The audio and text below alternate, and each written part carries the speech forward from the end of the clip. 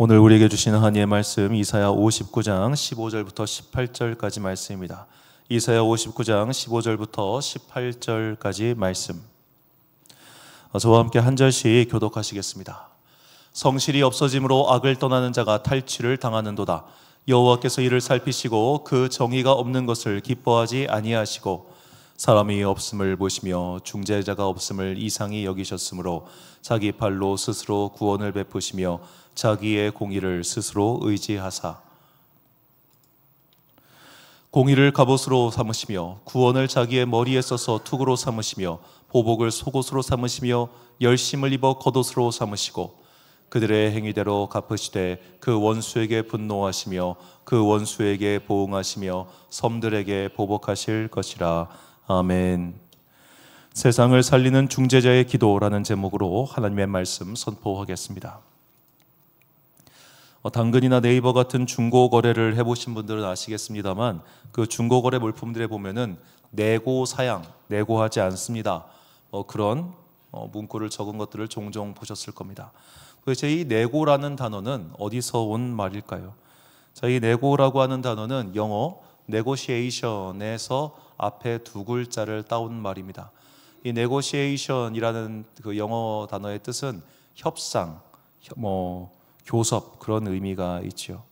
그래서 이 단어 negotiation에서 나온 그 동사는 negotiate, negotiation 하는 사람을 negotiator 이렇게 얘기를 하는데, 자, 이 단어의 뜻 영영사전을 살펴보니까 굉장히 의미심장했습니다. obtain or bring about, 얻거나 주거나 하는 것, 디스커션을 통해서. 그러니까 협상이라고 하는 것은 한쪽이 일방적으로 모든 것을 가져가거나 또 한쪽에 일방적으로 모든 것을 뺏기는 것, 이것을 협상이나 교섭이라고 하지 않습니다. 즉 자신에게 유리하도록 서로가 여유롭지 않은 조건들을 살펴보는 거예요. 이게 나한테 손해볼 수도 있어요. 하지만 다른 거를 얻는 거고 또 저쪽도 이것은 손해보지만 다른 것을 얻는 것, 이것이 협상의 기본인 겁니다. 자, 그래서 이제 이런 협상을 전문으로 한 영화 협상, 교섭도 있었고요. 그리고 그 현빈, 생각해보면 둘 다 현빈이 주연이네. 교섭도 현빈 주연이고 협상도 현빈 주연인데, 여하튼 이런 것을 전문으로 하는 네고시에이션, 그런 게 있다는 겁니다. 자, 성경에는 당연히 협상이나 교섭이라는 단어가 등장하지 않습니다. 그렇다면 이 협상과 교섭, 이런 단어와 가장 뜻이 비슷한 말이 무엇이 있을까? 그러니까 유의어가 뭐가 있을까 생각해 보니까 이 중재하다가 가장 좀 가까운 단어인 것 같더라고요. 그러니까 중재란 분쟁에 끼어들어 쌍방을 화해시키는 행위를 뜻합니다. 자, 이렇게 협상과 교섭의 이야기, 성경에서 가장 이것을 잘 나타내준 이야기가 창세기 23장에 나오는 아브라함이 아내 사라의 무덤을 살 때 일입니다. 자, 사라가 죽고 나서 아브라함은 그 땅에 어떻게 보면 이제 소유권을 가지고 있었던 헷 족속을 찾아가서 그들과 협상을 벌입니다. 내 아내를 좀 묻으려고 하는데 너희들 좀 땅을 팔아라. 그러니까 이 헷 족속 사람들이 아유 어르신, 우리가 함께한 세월이 있는데 무슨 섭섭한 말씀을 하세요. 그냥 쓰세요. 아브라함이 다시 말합니다. 아니야, 내가 값주고 지불할게. 아유 어르신, 그러지 마세요. 아니야, 내가 값주고 지불할게. 이 대화가 4번 반복됩니다. 창세기 23장은 그 당시 사람들이 어떤 물건을 교환할 때 어떤 과정을 거치는가를 굉장히 자세하게 보여준 굉장히 귀중한 자료를 남긴 장이라고 할 수 있겠는데요. 이렇게 서로 오고 가다가 마침내 합의에 이릅니다. 창세기 23장 15절부터 18절까지 말씀을 제가 읽겠습니다. 내 주여, 내 말을 들으소서. 땅값은 은 400세겔이나 그것이 나와 당신 사이에 무슨 문제가 되리이까? 당신의 죽은 자를 장사하소서.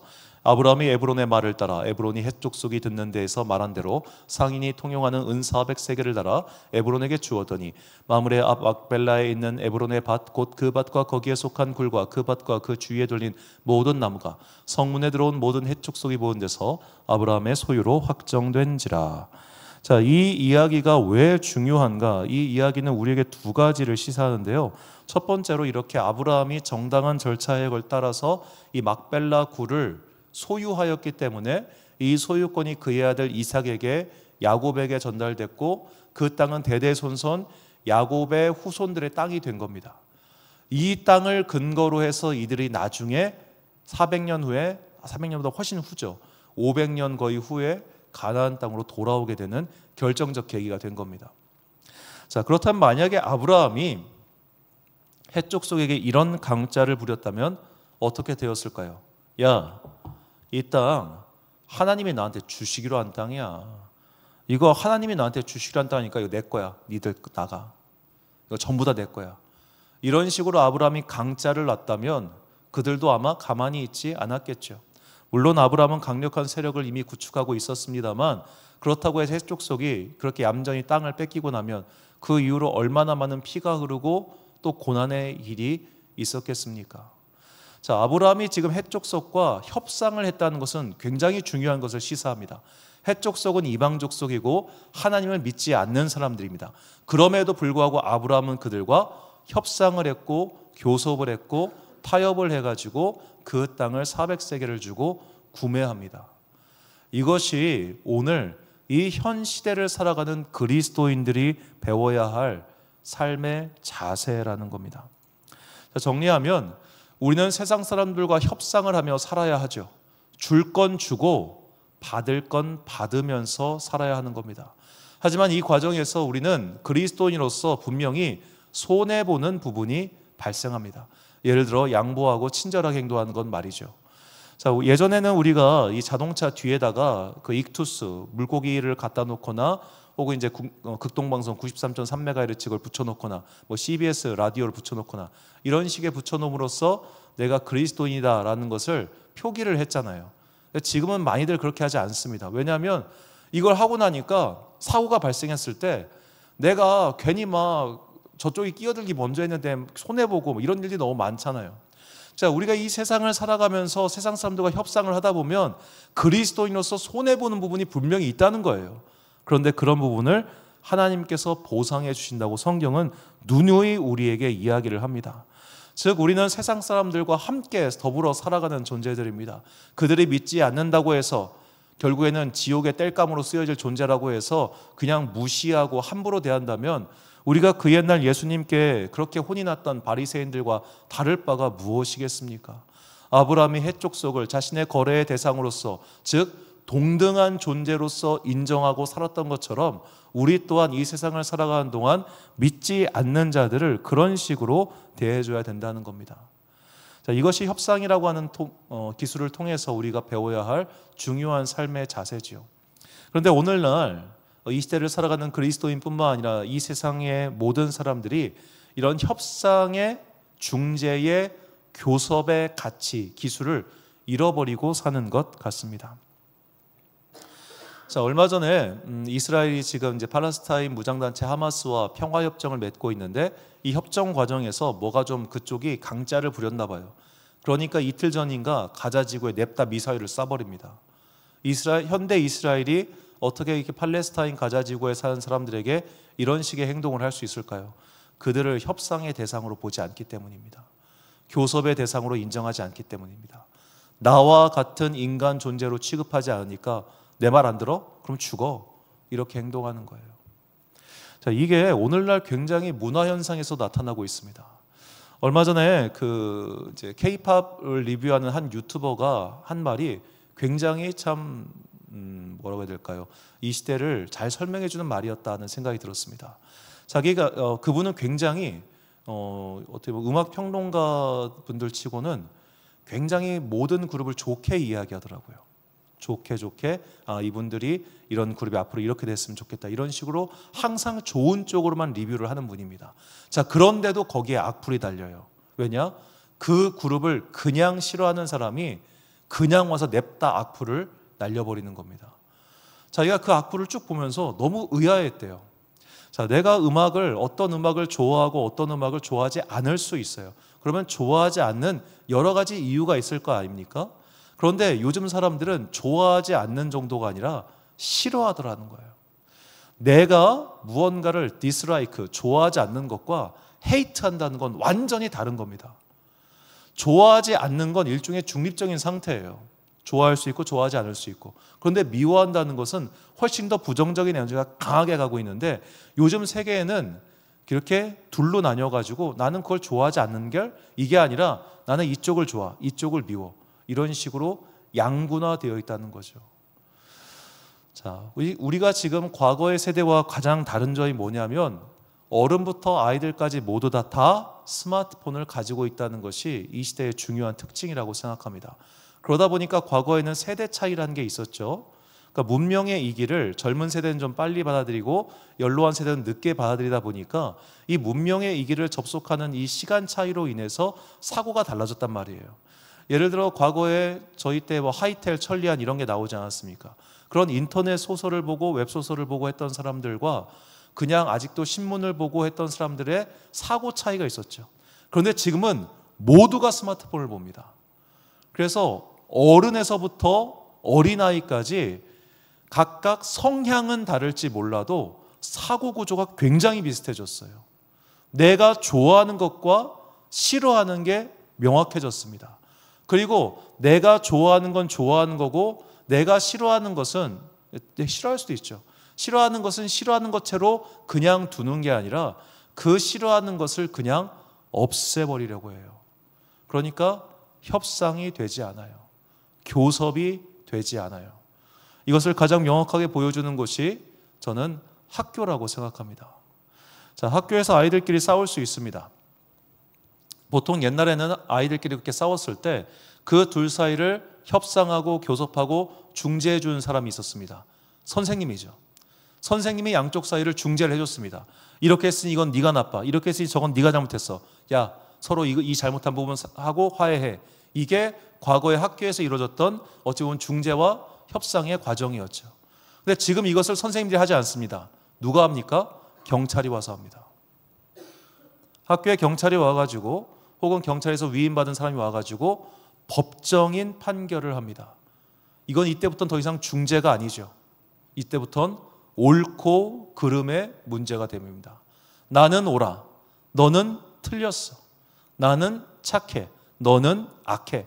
나는 의인. 너는 죄인. 나는 하나님의 자녀. 너는 마귀 새끼. 이게 온 세상에 현재 흐르고 있는 분위기예요. 이런 사이에서는 서로 간에 대화와 타협과 중재가 되지를 않습니다. 나는 이걸 받고 너는 저걸 가져가고 이게 되질 않아요. 왜? 나는 옳고 너는 틀려야 돼. 나는 의인이고 너는 악인이기 때문에. 옳고 그름, 선과 악의 대결로 이분법적인 사회가 된 게 신기하게도 모든 세대에 동일하게 나타나고 있는 사회적 현상이라는 생각이 들었습니다. 과거에는 이런 것들이 제가 이제 생각하기에 이 정치인들이 패거리를 지어서 싸우다 보니까 국민들이 이걸 배워서 이렇게 된 거 아닐까라는 생각이 들었는데 정치에 관심 없는 사람들도 똑같은 양상이 나타나는 것을 보면서 아, 이것이 이 시대가 만들어내치고 있는 굉장히 독특한 현상이구나. 그러니까 어르신들은 그래도 삶의 지혜가 있을 거 아니에요. 그 삶의 지혜를 가지고 원래 세상살이는 원래 주거니 받거니 하는 거야. 이래야 되는데 어르신들도 그렇게 안 해요. 저것들 박멸시켜야 돼. 하나도 줄 수 없어. 이렇게 생각해요. 아이들도 똑같아요. 교섭과 타협이 되질 않아요. 모두가 다 동일하게 나타나는 이런 현상들 앞에서 우리는 과연 어떻게 살아야 되는가라는 질문을 던지지 않을 수가 없습니다. 이런 질문 속에서 오늘 하나님께서는 우리에게 이렇게 대답하십니다. 본문 15절과 16절 말씀을 제가 읽겠습니다. 성실이 없어짐으로 악을 떠나는 자가 탈취를 당하는도다. 여호와께서 이를 살피시고 그 정의가 없는 것을 기뻐하지 아니하시고 사람이 없음을 보시며 중재자가 없음을 이상히 여기셨으므로 자기 팔로 스스로 구원을 베푸시며 자기의 공의를 스스로 의지하사. 자, 이 말이 뭐냐면 정의가 없고 이런 세상의 일들을 바르게 할 사람이 없어서 하나님께서 스스로 중재자가 되셔서 그 공의를 세워주고 계신다는 약속인 겁니다. 중재자 역할을 할 사람이 없으니 하나님께서 중재자가 되신다는 이 말씀. 자, 여기서 이 중재자라고 번역한 히브리어가 굉장히 의미심장한데 히브리어 파가라는 단어거든요. 이 파가의 뜻은 맞부딪히다, 돌진하다, 기습하다, 그리고 이르다, 도달하다, 그리고 세 번째로 언약을 맺다, 화해하다라는 뜻이 있습니다. 즉, 이 세상에서 우리가 갈등을 피해서 살 길은 없습니다. 우리는 다른 환경에서 태어났고 다른 문화권 속에서 자랐으며 그러다 보니까 서로 맞부딪히고 싸우는 일이 반드시 발생해요. 그런데 그렇게 맞부딪히는 일이 일어났을 때 우리는 어떤 현상에 돌입하게 되냐면 드디어 나와 다른 사람과 마주하게 됩니다. 나와 다른 존재와 마주하게 됩니다. 그렇게 나와 다른 존재와 마주한 이후에 비로소 그와 언약을 맺고 화해할 수 있다는 겁니다. 이 한 가지 단어가 정말 여러 가지 뜻을 갖고 있는 것을 사전으로 보면서 이것이 바로 우리가 추구해야 할, 우리가 잊지 말아야 할 중재의 과정이구나라는 생각이 들었습니다. 자, 만약에 우리가 갈등을 일으킨 상대, 나와 지금 부딪히고 있는 상대, 나와 서로 지금 다가가고 있는 그 상대를 반드시 죽여야 하고 없애야 하는 미움의 대상으로 보면 그 다음에 어떠한 화해도 일어나지 않지요. 그래서 우리가 가장 경계해야 되는 것이 바로 미움입니다. 여러 번 말씀드렸지만 미움이란 무덤 아자에 마음 심자가 결합된 단어로서 상대방을 무덤으로 보내야지만 끝나는 마음이 바로 미움입니다. 자, 누군가를 격렬히 미워해 보시는 분들은 아실 겁니다. 그 인간이 죽어도요 미움이 사라지지 않아요. 그래서 이 중국 전국시대 때 오자서가 자기 부모를 죽였던 그 초나라의 왕을 무덤을 파헤쳐가지고 그 무덤의 시체가 가루가 될 때까지 채찍질을 내려친 겁니다. 그 존재가 죽어도 미움은 사라지지 않아요. 그래서 미움은 그만큼이나 무서운 감정인 겁니다. 내가 상대를 미워하기 시작하면 그와 어떠한 대화도 이루어지지 않습니다. 내가 상대를 미워하기 시작하면 어떠한 중재도 통하지 않습니다. 우리가 오은영 박사가 하는 그 금쪽이들 보면 심각한 경우 아이들이 부모와 대화를 아예 끊어버리잖아요. 왜 그래요? 엄마가 미운 거예요. 아빠가 미운 거예요. 미우니까 보기 싫어요. 미우니까 대화하지 않아요. 그때부터는 둘 사이에서는 협상과 타협이 불가능해져요. 서로 미워하기 시작하면. 그래서 그럴 때는 전문가의 중재와 타협이 필요한 거 아니겠습니까? 그런데 이게 해보면요, 막상 집단 상담 해보고 부모 자식 상담 해보면 제3의 중재자가 나타나도 이게 화해가 안 되는 경우가 있어요. 언제냐? 나는 잘못한 거 없다라고 얘기할 때. 나 잘못한 거 없어요. 나 틀린 거 없어요. 이게 저도 제가 상담가는 아닙니다만 오랫동안 이제 전문 상담가의 상담을 받았던 그런 그분들의 이야기를 들어보면 내가 바뀌려고 하는 의지가 없는 사람은 상담 1000번 해도 소용없습니다. 돈 낭비입니다. 돈 낭비. 한 달에 한 번에 보통 15만 원에서 20만 원씩 하거든요. 전문가들 상담하는 거. 그거 아무리 상담 받아보세요. 바뀌려고 하는 마음의 의지가 요만큼도 없는 사람은 그 상담가의 모든 말을 다 부정합니다. 그래서 아무리 해도 소용이 없는 거예요. 아무리 해도 중재가 안 먹히는 거예요. 자, 이렇게 인간 사회의 갈등이 심해지고 나는 의롭네, 나는 틀리지 않았네, 그런 사람들이 잔뜩 있는 걸 보시고 하나님께서 그럼 내가 너희의 중재자로 가겠다. 내가 가서 너희의 그 갈등의 문제를 해결해 주겠다. 이렇게 말씀하고 계시는 겁니다. 즉 성령님이 오셔서 내가 다 맞는 게 아니었구나. 내가 다 옳은 게 아니었구나. 내가 의인인 줄 알았고 제가 죄인인 줄 알았고 내가 오른쪽인 줄 알았고 저는 틀린 쪽인 줄 알았는데 그것이 아니었구나를 깨닫게 해주실 때 비로소 하나님의 사랑을 통한 화해와 교섭과 타협이 우리 가운데 가능해진다는 겁니다. 이것이 중요합니다. 하나님의 도움이 있어야만 비로소 변화의 시작이 일어난다는 거죠. 우리는 다 목이 곧은 백성입니다. 우리는 다 내가 틀렸다고 생각하지 않습니다. 그래서 끝없이 싸우는 거죠. 예전에 있었던 교회에서 그 담임 목사님이 영전하셨습니다. 더 크고 좋은 교회로 가게 됐습니다. 그러자 그분께 상처를 받았던 몇몇 교인들이 막 욕을 한 거예요. 욕을 하면서 나중에 하나님을 원망했어요. 아니 하나님께서 살아계시고 역사하고 계시다면 어떻게 저런 목사가 저렇게 좋은 교회 가서 저렇게 편안하게 목회할 수 있느냐. 저도 그 당시엔 그렇게 생각했어요. 그런데 세월이 흐르면서 다른 생각이 들었습니다. 하나님께서는 내가 보지 못했던 그 사람의 좋은 점을 보셨겠지. 하나님께서는 내가 들어본 적이 없는 그 사람의 어떤 순수한 기도를 들으셨겠지. 나의 시선과 하나님의 시선은 다르죠. 이걸 굳이 비유하자면 우리는 이제 내비게이션을 볼 때 2차원 평면도를 보는 것처럼 보고 있지만 하나님께서는 버드뷰를 보신다는 겁니다. 위에서 보시니까 우리가 보는 것과 다른 것을 보실 수 있죠. 다른 각도와 더 풍성한 각도로 보실 수 있죠. 그래서 지금 내가 보는 것, 나의 판단, 나의 기준으로 잣대를 다 내린 다음에 저거는 옳아, 저거는 틀려, 저거는 악해 라고 할 것이 아니라 내가 잘못 봤을 수도 있어. 내가 모르는 것도 많아. 그렇지. 내가 이것은 고쳐야겠지. 그런 마음을 주님께서 주실 때 비로소 우리 안에서 미움과 증오와 분열은 사라지고 사랑과 교섭과 타협이 가능하게 된다는 겁니다. 저는 대학 시절부터 이상하게 정치에 관심이 많았습니다. 제가 정치인이 되겠다는 게 아니라 이 정치적 상황에 관심이 많았습니다. 왜냐하면 제가 대학교 1학년 때 입학해서 가장 충격적이었던 사건이 그때 5월 달쯤으로 기억하는데 이 광주에서 올라온 친구와 얘기를 하게 됐어요. 제가 무심코 그 김대중 있잖아 이렇게 얘기를 했어요. 그 친구가 눈이 딱 달라지면서 김대중? 우리 선생님이 네 친구냐? 그러더라고요. 저는 거기서 왜냐하면 저희 집안 분들은 다 보수적이어가지고 김대중 빨갱이를 저는 어렸을 때부터 듣고 자랐어요. 김대중은 빨갱이야. 김대중은 빨갱이야. 이 나라에서 일어나는 모든 데모는 다 김대중이 뒤에서 조종하고 있는 거야. 제가 초등학교 때 할머니한테 들었던 말이에요. 전 그렇게 듣고 자랐어요. 그러다가 대학 가서 다른 생각을 하는 친구들을 보면서 제가 그때 굉장히 문화 충격을 받았습니다.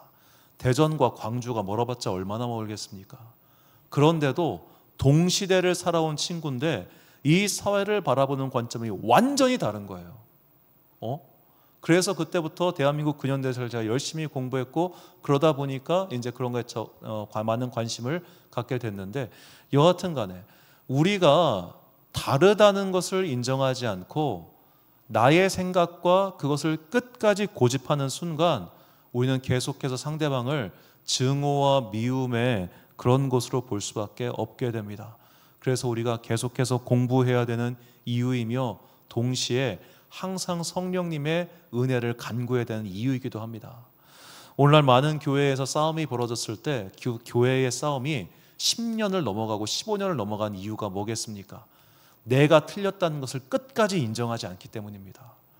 내가 선이고 너는 악이야. 나는 하나님의 편이고 넌 마귀 편이야. 이러니까 정말 교회에 싸움 나면요 정말 진절머리가 날 정도로 싸워요. 그래서 오죽하면 그 지역에 있는 경찰서장님은 교인들이라고 하면 다들 치를 떤다 그런 말이 있겠습니까? 진짜 끝까지 싸웁니다.